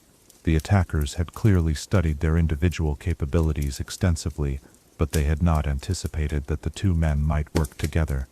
Their tactical planning assumed that years of mutual hatred would prevent effective cooperation, leaving them unprepared for the kind of coordinated resistance that only came from perfect trust and understanding between partners. "Service tunnel," Tobias called out during a brief lull in the assault, indicating a direction that his cards suggested might lead to safety. "Runs under the whole district, comes out near the old mill." Malcolm nodded without question, trusting his partner's supernatural senses despite everything that lay between them. Some responses went deeper than conscious thought, rooted in the absolute faith they had once placed in each other's judgment. The years of separation might have poisoned their relationship, but muscle memory and instinctive trust proved harder to destroy than either man had realized. Their fighting retreat through the tavern's basement revealed the true scope of the trap that had been laid for them. The service tunnels were not unguarded. Enemy forces had anticipated this escape route and positioned teams to intercept them. Yet the ambushers had made a critical error in assuming that two legendary criminals would flee rather than fight their way through superior numbers. The tunnel battles that followed became a masterclass in close-quarters combat between professional killers. Malcolm's shotgun proved devastatingly effective in the confined spaces, while Tobias's cards seemed to know exactly where to strike for maximum disruption of enemy formations. Together, they carved a path through opposition that should have been sufficient to stop a small army. Yet even as they fought with perfect coordination, both men remained acutely aware of the unresolved tensions between them. Each successful maneuver, each moment of perfect tactical cooperation, served as a reminder of what they had lost, and what might still be possible if they could find a way past their history of mutual betrayal and pain. The escape that eventually carried them clear of the ambush zone was accomplished through a combination of violence, supernatural luck, and tactical brilliance that reminded both men why their partnership had become legendary. By the time they reached the relative safety of the abandoned mill that served as their extraction point, dozens of elite operatives lay dead or incapacitated in their wake. Standing in the moonlight beside the mill's broken water wheel, both men found themselves facing a new set of questions. The immediate threat had passed, but the temporary alliance that had saved their lives could not resolve the fundamental issues that divided them. They had proven that they could still fight together when necessity demanded it, but trust required more than shared combat effectiveness. Malcolm lowered his weapon but did not holster it, studying his former partner with eyes that held calculation rather than immediate hostility. Someone went to considerable trouble to arrange that little reunion. Question is whether they wanted us both dead or just wanted to see what would happen when they forced us together. Tobias shuffled his cards thoughtfully, their faces revealing patterns that suggested larger forces at work behind the evening's events. The Black Rose doesn't waste resources on personal vendettas. If they wanted us, It's because we represent either a threat or an opportunity they consider significant. The implication hung between them like a challenge. Whatever had motivated tonight's ambush, it suggested that their story was far from over, that forces beyond their personal conflict had stakes in their relationship that neither man fully understood. The choice now was whether to part ways and return to their previous pattern of hunter and prey, or to acknowledge that some threats required the kind of partnership that only they could provide. As two legendary criminals stood in the shadow of a broken mill, surrounded by the evidence of their deadly effectiveness when united against a common enemy, the question that echoed in the space between them was no longer about forgiveness or revenge, but about whether old wounds could be set aside long enough to face whatever challenges had drawn such powerful enemies to their door. When survival itself demands cooperation, how does one distinguish between necessity and the first tentative steps towards something that might eventually resemble forgiveness? Chapter 11. Reconciliation and Forgiveness. In the quiet hours that follow the storm, when the thunder has passed, and only the gentle sound of rain remains, wounded souls sometimes find the courage to speak truths that daylight makes too difficult to bear. Tonight, as two men sit beside a dying fire in the ruins of their shared past, let us witness the delicate and painful process by which forgiveness grows from the ashes of betrayal, and how understanding can transform the deepest wounds into the strongest foundations for a future neither could have imagined alone. The safe house they had chosen was little more than a shepherd's abandoned cottage nestled in the hills above Holdrum, its stone walls offering protection from both the elements and potential pursuit. Hours had passed since their escape from the ambush, time spent in the practical necessities of tending wounds and checking weapons rather than confronting the emotional minefield that lay between them. Yet, as the night deepened and their immediate security concerns were addressed, both men found themselves unable to avoid the conversation that their forced cooperation had made inevitable. Malcolm sat cleaning his shotgun with the methodical precision that prison had taught him, each component receiving attention far beyond what its condition required. The familiar ritual provided structure to thoughts that threatened to spiral into chaos, offering a concrete task while his mind wrestled with revelations that challenged years of carefully nurtured hatred. The weapon's familiar weight in his hands served as an anchor to reality, while everything else seemed to shift like sand beneath his feet. Tobias occupied the cottage's single chair, his cards spread before him in patterns that seemed to shift and change in the firelight's dancing shadows. The mystical configuration spoke of possibilities and potential futures, but tonight they offered no clear guidance for navigating the treacherous emotional territory that stretched between forgiveness and continued resentment. For perhaps the first time in his adult life, the cards seemed as confused and conflicted as their reader. The silence that stretched between them was not comfortable, but neither was it hostile. It carried the weight of shared exhaustion and mutual recognition that their old relationship could not simply be resumed as if nothing had happened. Yet something new might be possible if they possessed the courage to build it from the ruins of what had been destroyed. "Your mentor," Malcolm said finally, his voice carefully neutral as he continued his weapon maintenance. What was her name? The question seemed to catch Tobias off guard, perhaps because it was the first time anyone had asked about her as a person rather than simply as the catalyst for his betrayal. "Alara," he replied softly, the name carrying decades of affection and grief. Alara Moonshadow, though I suspect that wasn't the name she was born with. She never spoke much about her past, only about the future she was trying to help me build. Malcolm nodded slowly, assembling pieces of understanding that had been missing from his years of torment. "Tell me about her." What followed was not an excuse or justification, but simply the story of a woman who had saved a desperate child from the streets and taught him to find purpose in abilities that others would have considered curses. Tobias spoke of her patience during his early struggles with the cards, her wisdom in teaching him that power without compassion was merely another form of poverty, her fierce protectiveness when others tried to exploit his gifts for their own gain. As the story unfolded, Malcolm began to understand that the choice his partner had faced was not between loyalty and betrayal, but between two different forms of love, the the brotherly bond they had forged through shared danger, the filial devotion he felt toward the woman who had given him life when he had nothing. Neither choice could have been made without devastating consequences. She knew what she was asking of me, Tobias continued, his voice growing hoarse with emotion. When I found her again, when I'd secured her freedom from those bastards, she was furious, not grateful, furious. She said that no one else should have to pay the price for her mortality, that I'd betrayed everything she'd tried to teach me about honor and sacrifice. The image that emerged was one of a dying woman who had spent her final weeks consumed by guilt over the price her rescue had demanded, berating herself for weakness, while watching her beloved student destroy himself with self-recrimination. It was a tragedy that had claimed multiple victims, leaving scars that went far deeper than simple betrayal.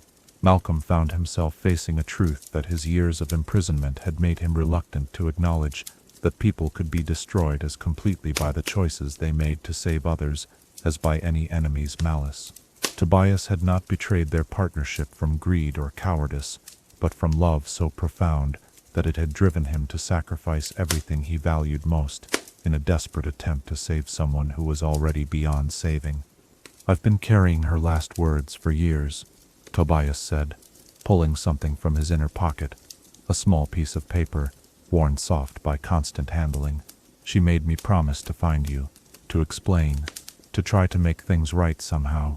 But how do you apologize for something that was wrong, no matter what you chose?" Malcolm accepted the paper and read the shaky handwriting by firelight. The message was brief but devastating in its clarity, a dying woman's plea for her student to seek forgiveness, not just from those he had wronged, but from himself for choices that had been impossible from the beginning. Understanding crashed over Malcolm like a wave breaking against stone. The rage that had sustained him through years of imprisonment began to crack and crumble, revealing the pain that lay beneath. Not just the hurt of betrayal, but the agony of losing the only true friend he had ever known.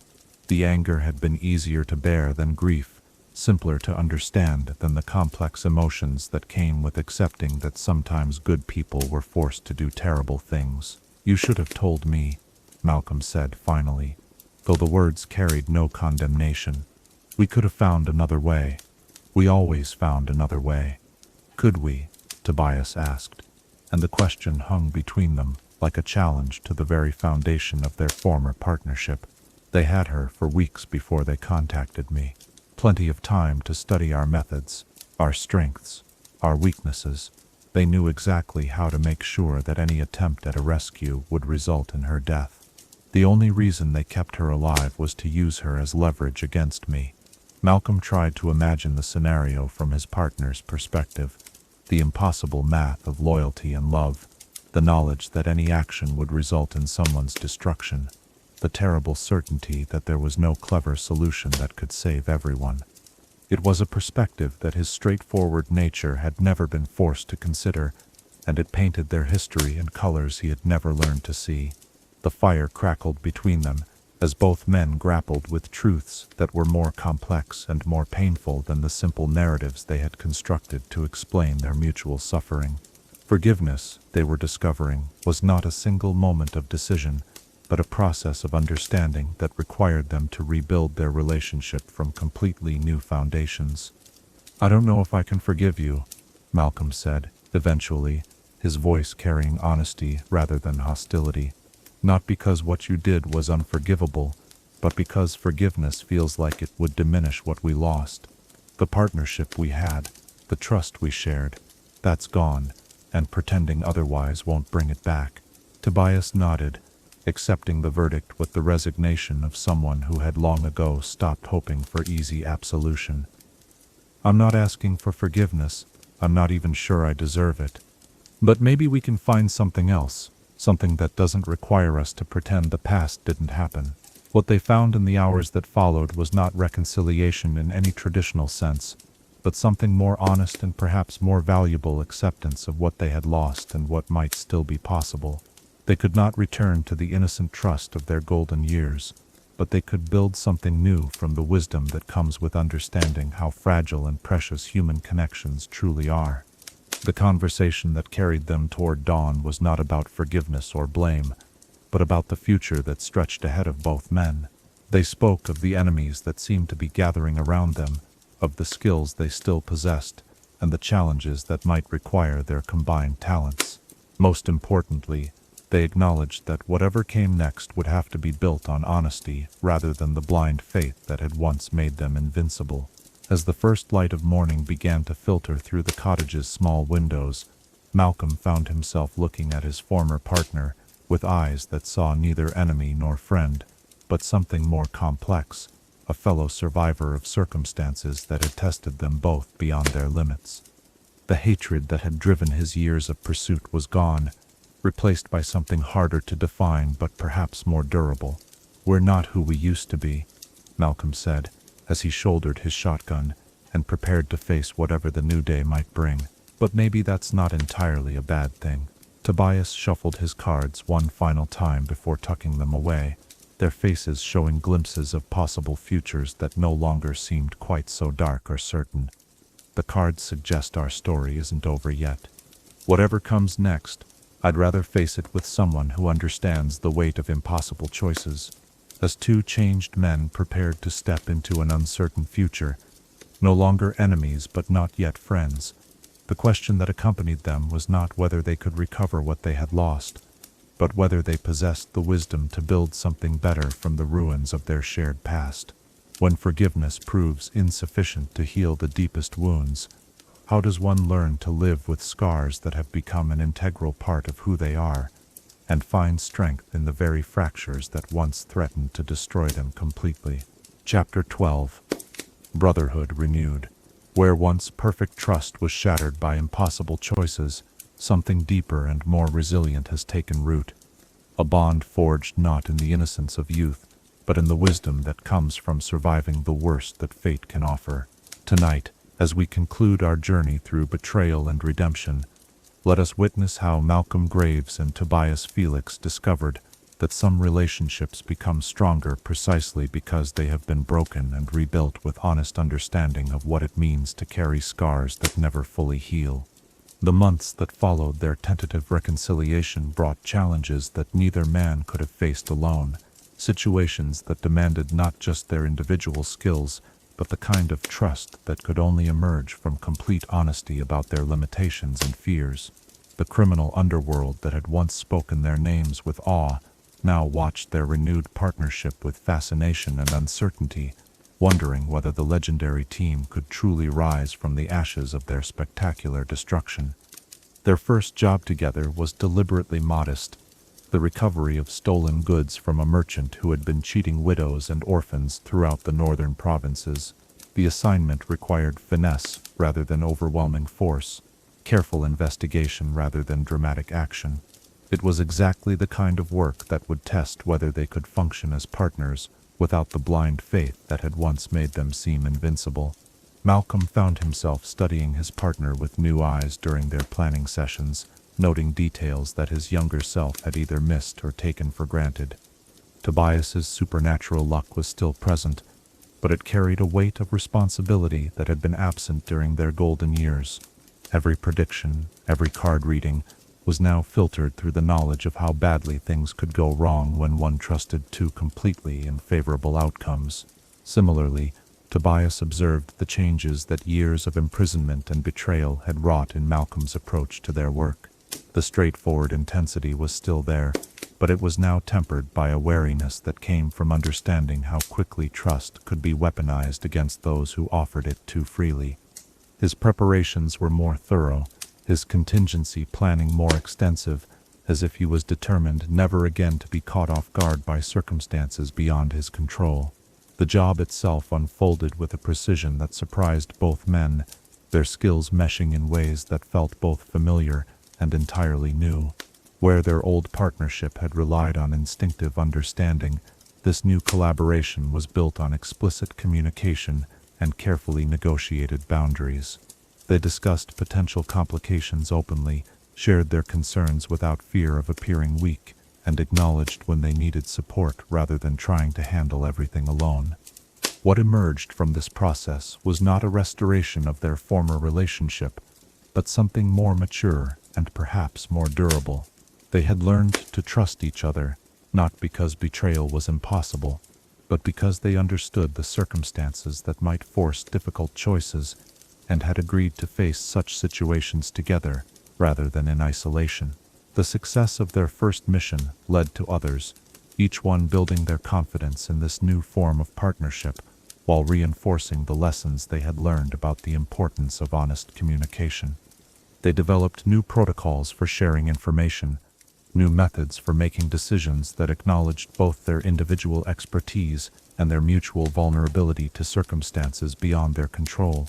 Word of their return spread through the criminal networks of Runeterra like ripples on still water, carrying with it stories that seemed almost too incredible to believe. The partnership that had once been destroyed by betrayal had somehow reconstituted itself, stronger and more dangerous than before. The men who had spent years hunting each other across continents were now working together again, their combined reputation enhanced rather than diminished by the tragedy that had temporarily separated them. Yet those who worked closely with them began to notice subtle differences that spoke to the profound changes both men had undergone. Malcolm's explosive approach to problem-solving was now balanced by a strategic patience that prison had taught him, while Tobias's silver tongue carried new notes of honesty that made his words more rather than less persuasive. They had learned to compensate for each other's weaknesses while enhancing their mutual strengths. The Black Rose operatives who had ambushed them in Holdrum proved to be the vanguard of a larger conspiracy, one that viewed their renewed partnership as a significant threat to plans that had been years in the making. As they unraveled the web of political intrigue that surrounded their forced reunion, both men discovered that their individual skills were insufficient for the challenges they faced. Only by combining Tobias's ability to read the currents of fate with Malcolm's talent for decisive action could they hope to survive the attention of enemies who operated on a scale that dwarfed their previous adventures. The battles that followed became the stuff of legend, stories told in taverns across Runeterra of two men who had learned to fight not just with weapons and supernatural abilities, but with the kind of understanding that only comes from having survived the worst that partnership can offer. They covered each other's weaknesses, not from blind faith, but from clear-eyed assessment of their mutual capabilities and limitations. In the quiet moments between jobs, as they sat in safe houses or traveled the roads between cities, their conversations revealed the depth of change that both had undergone. They spoke of the years of separation not as a tragedy to be forgotten, but as a necessary education in the true value of what they had found in each other. The pain they had both endured served as a foundation for appreciation that their younger selves could never have achieved. Malcolm's relationship with his shotgun had evolved during their time apart, the weapon becoming not just a tool for violence, but a symbol of the reliability that partnership could provide when both parties understood their responsibilities to each other. His explosive rounds no longer served merely to destroy obstacles, but to create opportunities for his partner's more subtle approaches to succeed. Tobias's cards had grown more responsive to his needs during his years of isolation, as if his supernatural luck had deepened through suffering into something approaching wisdom.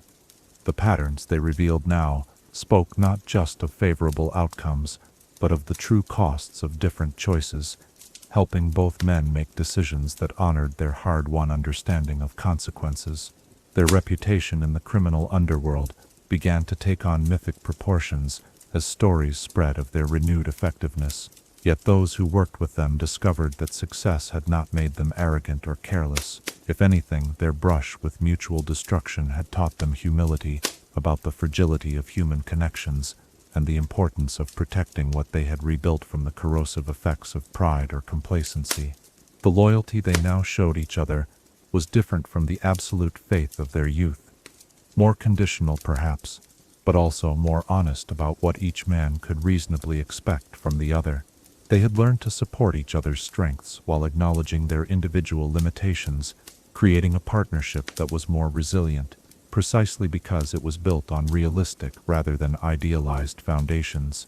As their renewed partnership matured, both men began to understand that their story had become something larger than a simple tale of friendship restored. They had become living proof that some bonds transcend even the most devastating betrayals, that understanding can heal wounds that forgiveness alone could never touch, and that the strongest relationships are often those that have been tested beyond their apparent breaking points. The criminal networks that had once viewed their separation as the end of an era now spoke of their reunion as the beginning of something unprecedented, a partnership that had learned from its own destruction and emerged stronger for having faced the worst that fate could offer. Young criminals studied their methods not just for technical expertise, but for lessons about loyalty, trust, and the courage required to rebuild something precious from the ruins of its own failure. Yet perhaps the most profound change was one that only they could fully appreciate, the knowledge that they had chosen each other, not from necessity or convenience, but from genuine understanding of what they offered each other and what they could accomplish together. Their partnership was no longer an accident of circumstances, but a deliberate choice made by two men who had learned the true value of what they could create when they combined their individual strengths with honest acknowledgement of their mutual humanity. As night settles over Runeterra, and two legendary figures prepare for whatever challenges tomorrow might bring, their story stands as testament to a truth that few ever learn, that the bonds between souls are not destroyed by betrayal but tested by it, and that the relationships worth preserving are often those that have been broken and rebuilt with the wisdom that only comes from understanding how much we have to lose. In a world where trust is precious and friendship often proves fragile, what greater victory could there be than learning that some connections run deeper than the mistakes we make, and that love expressed through understanding can prove stronger than love expressed through blind faith?